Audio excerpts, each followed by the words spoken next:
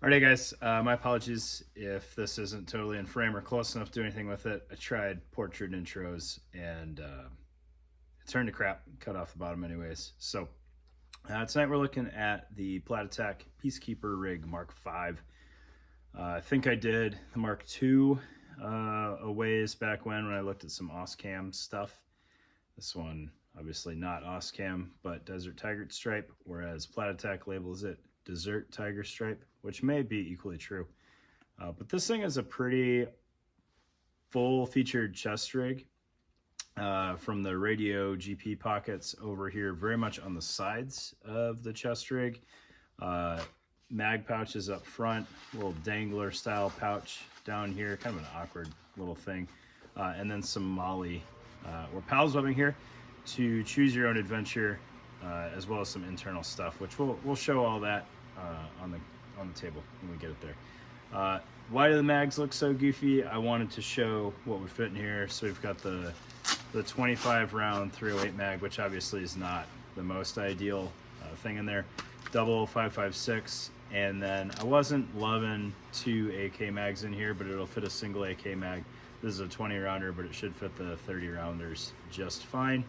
And then I wanted to kind of capture how far off to the flanks these GP pockets are. So in this one, we've got a commercial Motorola completely buried in the pocket. I don't think you'd have any issues even all the way in your armpit with that, because push to talk, cables, everything has several inches to clear your armpit and then come up here to the strap.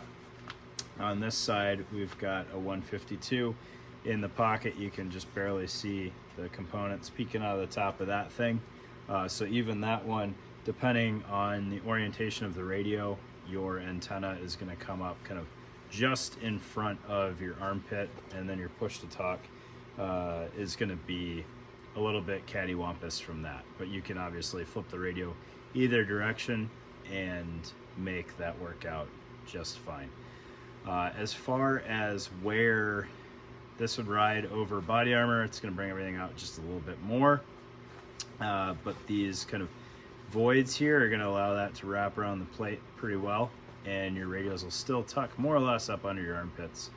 Probably a little bit more under your armpit than I would typically like, but with it hanging a little bit lower than they would be on a plate carrier, works out well. So let's get on the table, take a look at it, and try my best to show you all the features on this thing, because there's a lot of them.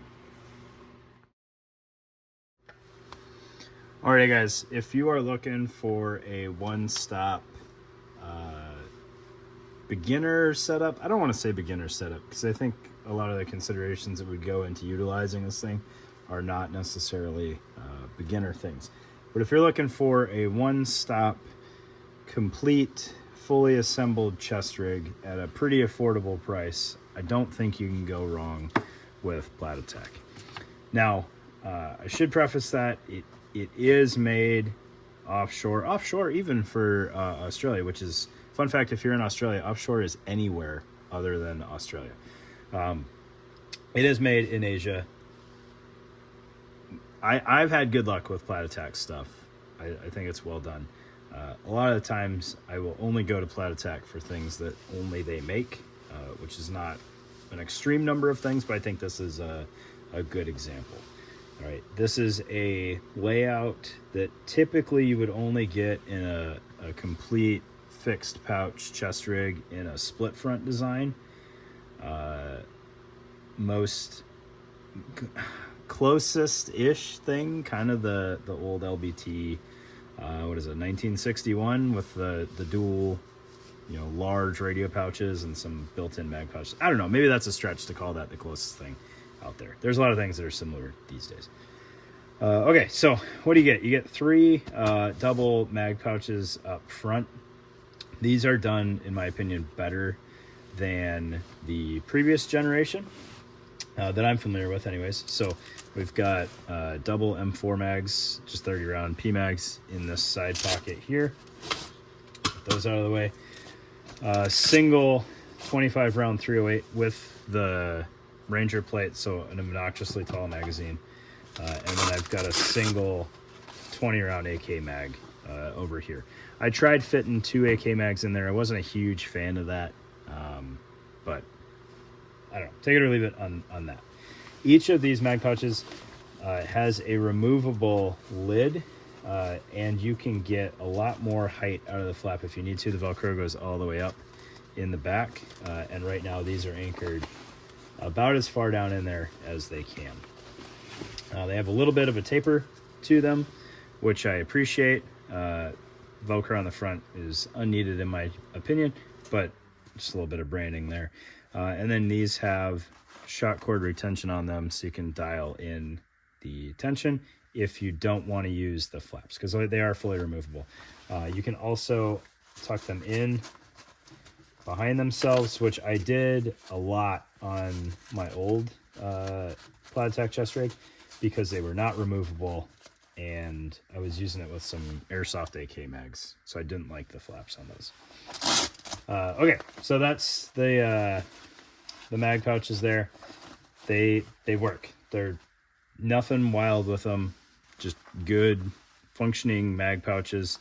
I don't know if this was intentional on their part, but instead of grommets, they have these kind of seam sealed slits in them, which I appreciate because you're going to get the drainage without a gaping hole down there to allow larger gunk and grime into the pouch. This kind of loosely acts as like a one-way valve, right? Like sand and dirt shouldn't want to go in there, but water will drain out. Underneath those, you've got this dangler type pouch here. This thing has kind of a goofy volume to it. It's very much like a sausage hanging off the bottom of your chest rig. It does want to hang off a little bit. It's fixed to the bottom of the rig, wants to kind of dangle. So unless you have this thing full of like very lightweight items, it's gonna move on you. Zippered access. The zipper is on kind of the outer corner of it, so you can kind of see in there when you're wearing this thing, and it's not hard to get to like if it was at the top edge. But by not being at the top edge, I think it is a little bit more floppy. And then on the bottom, you wouldn't have the shot cord, but you do have 3 chunks of webbing to lash or mount a tourniquet or whatever else. These Blue Force Gear tourniquet hammocks would actually work really well down there to retain a tourniquet. All right, then you've got 2 columns of unused space for whatever you want. Additional magazines would fit really well there. You could drop those down a little bit lower, so as it kind of wraps around your torso, they're easier to retrieve. I think because this is going around your body as much as it is, if you wanted a pistol here, I think you could get a pistol to work all right. I don't know that I have any holsters that would be ideal to try right there to confirm that. But you've got flexibility in height with it being 4 rows as opposed to your typical 3 on a chest rig. So you can move that up and down as needed. And I think you could clear the radio pockets well enough. All right. Then you've got these kind of ginormous pockets. I do feel like I wish they were butted up against this and then the molly was beside that, or just butted up against and left well enough alone with that layout there.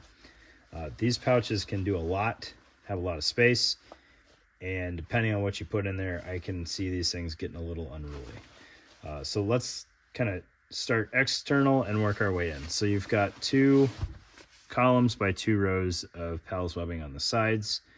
Would work really well for some tool pockets or frags,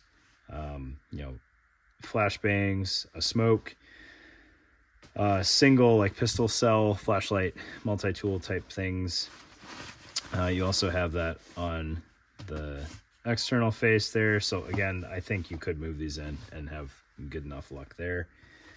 Then you've got a smaller little utility pocket with some depth to it. I don't know, inch and a half of depth on there. So it does have some geometry to it, or some actual dimensions to it there. You have your snap or your buckle for securing the top with the 3/4 inch webbing there. And then it's got about a half length zipper on it. So In this side, I've got the 152. It has Velcro bungee retention. The bungee ties off on the back of the radio there, so we'll open that up, get the radio out. That's in kind of a nice mesh retainer there, so that it's not flopping all over the place if you don't want that radio. If you don't need dual radios, 2 mags will fit in there, or you can just not use that. I know that's crazy to not use a pocket, and then that frees up more volume in there for other things. If you're not using a radio, a Nalgene will fit in there, and it will close on a Nalgene without any issues. And then the front of that pocket has both a kind of pack cloth admin sleeve there, and then a elastic retainer. So you've got a lot of space in here to do things with. If you're dropping an Nalgene in there, you don't really need to use anything.